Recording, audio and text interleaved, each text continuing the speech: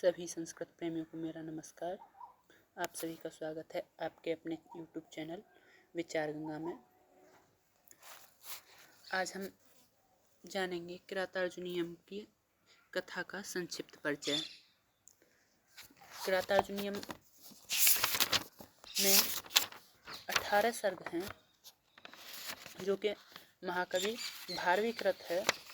महाकवि भारवी ने लिखा है।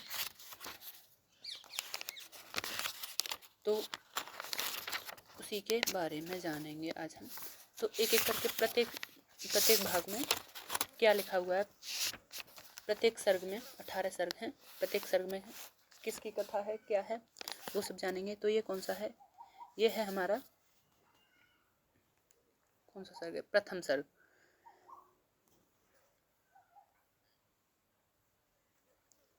तो प्रथम सर्ग की कथा क्या है, इसमें पहले दे रखा है महाकवि भारवी का जीवन वृत्त, जो फिर किसी दूसरी वीडियो में पढ़ाएंगे हम। इसमें केवल आपको कथा बताएंगे।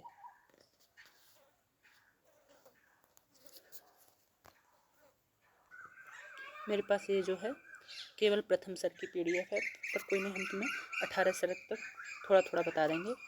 तो ये जो किरातार्जुनीयम है ये प्रसिद्ध महाकाव्य है जो कि महाकवि भारवी का है। ये अमर कृति है। यह इसका कथानक जो लिया गया है वह महाभारत से लिया गया है। किरातार्जुनीयम नामक सुप्रसिद्ध महाकाव्य के प्रथम सर्ग में द्रौपदी के तेजस्वी रूप का चित्रण मिलता है। प्रथम सर्ग में। और इस काव्य का प्रारंभ द्वैतवन से होता है, जहाँ युधिष्ठिर, भीम, नकुल, सहदेव, अर्जुन, 5 पांडव और द्रौपदी सहित वनवास की अवधि व्यतीत कर रहे थे। वहां से युधिष्ठिर ने एक किरात कहते हैं वनेचर को, जो वन में रहते हैं, अपना गुप्तचर बनाकर दुर्योधन की शासन व्यवस्था को जानने हेतु भेजा कि जाओ देख के आओ कैसा हमारा जो अनुज है दुर्योधन कैसा शासन चला रहा है, कैसी व्यवस्था है उसके राज्य में। तो वो जो जाता है वो ब्रह्मचारी के वेश में जाता है गुप्तचर की भांति। तो पता लगा कर आता है वापस द्वैतवन में युधिष्ठिर के पास। तो बताता है कि दुर्योधन ने तो अपनी उत्तम शासन प्रणाली से प्रजाजनों को वश में कर लिया है और वह यथा समय पदार्थ चतुष्टय का सेवन करता है। सेवक तथा अधीनस्थ राजा उसका अनुवर्तन करते हैं। सेना भी सबल है, सभी आवश्यक साधनों से भरपूर है, जो चीजें जरूरी हैं उनसे भरपूर है। लेकिन हाँ, उसके मन में अब भी एक भय रहता है, वह पांडवों से भयभीत रहता है। तो जैसे ही इतना वृतांत द्रौपदी को आभास हुआ, इतना वृतांत सुनकर द्रौपदी बहुत क्रोधित हुई और उसने युधिष्ठिर को युद्ध के लिए प्रोत्साहित किया तथा द्रौपदी को आभास हुआ कि उसके चित्त की पीड़ा ने ही अपने महान पति से ऐसा कहने के लिए बाध्य किया है। द्रौपदी ने कहा, इस पे PDF पे मत जाइएगा, इसमें तुम्हें बहुत भिन्न मिलेगा, अलग मिलेगा। बाध्य किया है। द्रौपदी ने कहा कि अपने भव्य एवं विशाल राज्य का द्यूत क्रीड़ा के बहाने वैसे ही परित्याग कर किया है जैसे कोई मतवाला हाथी अपने सिर पर रखी हुई माला को फेंक देता है।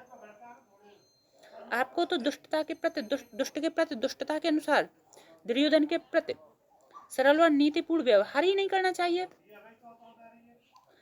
वस्तुतः पांडवों पर यह विपत्ति लक्ष्मी की चंचलता के कारण नहीं आई है, अपितु आपकी लापरवाही के कारण आई है। आपका मार्ग अर्थात युधिष्ठिर का मार्ग, शांति का मार्ग वीर पुरुषों द्वारा सेवित नहीं है। आपके चारों अनुज कौन है? अर्जुन है, भीम है, नकुल है, सहदेव है। इनकी जो दुर्दशा हो रही है वो आप ही के कारण हो रही है। साथ ही मेरी और आपकी भी दयनीय दशा है। अतः आप शत्रुओं का संहार करने के लिए पुनः उसी तेज को धारण कीजिए जो आपके पूर्वजों की संपत्ति है। यहाँ पे शत्रुओं का संहार करने के लिए अर्थात दुर्योधन का संहार करने के लिए द्रौपदी युधिष्ठिर से प्रतिज्ञा भंग करके युद्ध का समर्थन करती है। भीम द्रौपदी की आनंद प्रतिवादों का समर्थन करता हुआ कहता है कि संपत्तियां उत्साहशील व्यक्ति के पास रहती हैं, अनुत्साही व्यक्ति का सदाव्यत परित्याग कर देती हैं। इस प्रकार युधिष्ठिर को उत्साहित करता हुआ भीम कहता है कि चारों भाइयों के बीच ऐसा कौन सा वीर है जो उनके सामने ठहर सके। परंतु शांति प्रिय युधिष्ठिर भीम की इस वाणी को सुनकर उनकी प्रशंसा करते हुए उसी प्रकार शांत कर देते हैं जैसे कि महावत अविनय दिखलाने वाले क्रोधित हुए उन्मत्त हाथी को अविनय दिखलाने वाले क्रोधित हुए उन्मत्त हाथी को रास्ते पर लाने के लिए प्रवृत्त होता है। युधिष्ठिर ने आगे कहा कि अचानक कोई भी कार्य प्रारंभ नहीं करना चाहिए। परिस्थितियां अनुकूल आने पर सभी कार्य सिद्ध हो जाते हैं। इस प्रकार जब युधिष्ठिर भीम को समझा रहे थे तो उसी समय सौभाग्य से वहां वेदव्यास आ गए। वेदव्यास जिन्होंने महाभारत लिखा है। इतनी कथा है पहले और दूसरे सर्ग की। अब जानते हैं तीसरे और चौथे सर्ग में क्या है।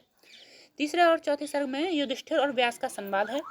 व्यास का अर्जुन को पाशुपत अस्त्र की प्राप्ति के लिए हिमालय पर जाने का आदेश है तथा अर्जुन का प्रस्थान है।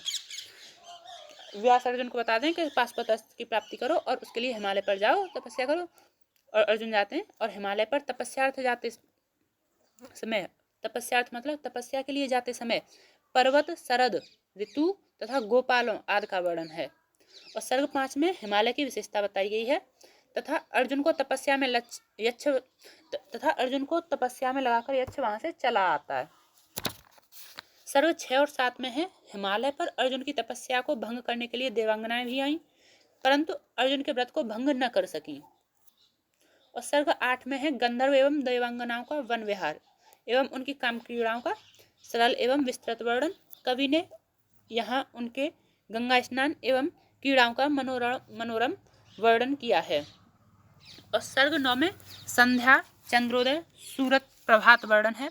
सर्ग 10 में है देवांगनाओं ने अर्जुन के तप को भंग करने के लिए 6 ऋतुओं की सहायता से विविध प्रकार के मादक वातावरण उत्पन्न किए पर अप्सराओं की इन काम क्रीड़ाओं एवं नृत्यगान आदि का अर्जुन पर कोई प्रभाव नहीं पड़ा, वरन अप्सराएं स्वयं उसके सौंदर्य पर मुग्ध हो गईं और अंत में असफल होकर स्वर्ग को लौट गईं।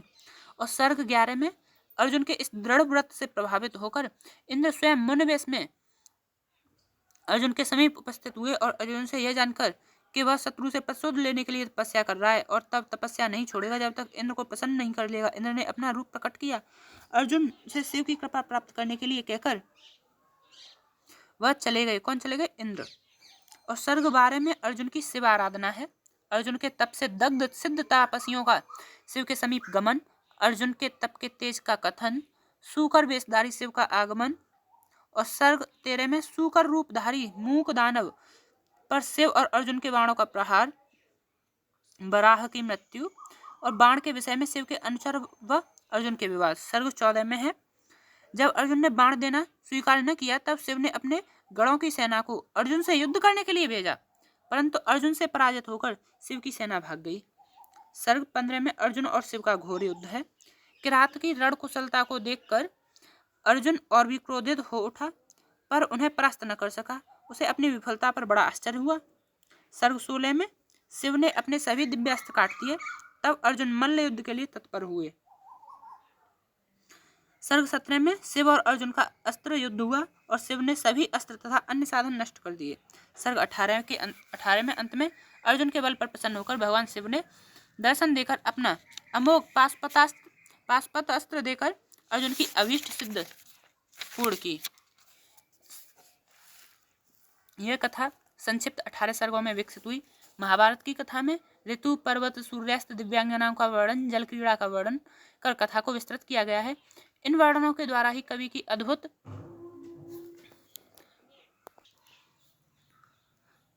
महाभारत की कथा में ऋतु, पर्वत, सूर्यास्त, दिव्यांगनाओं का वर्णन, जल क्रीड़ा का वर्णन कर कथा को विस्तृत किया गया है। इन वर्णनों के द्वारा ही कवि की अद्भुत वर्णन शक्ति प्रदर्शित हुई है।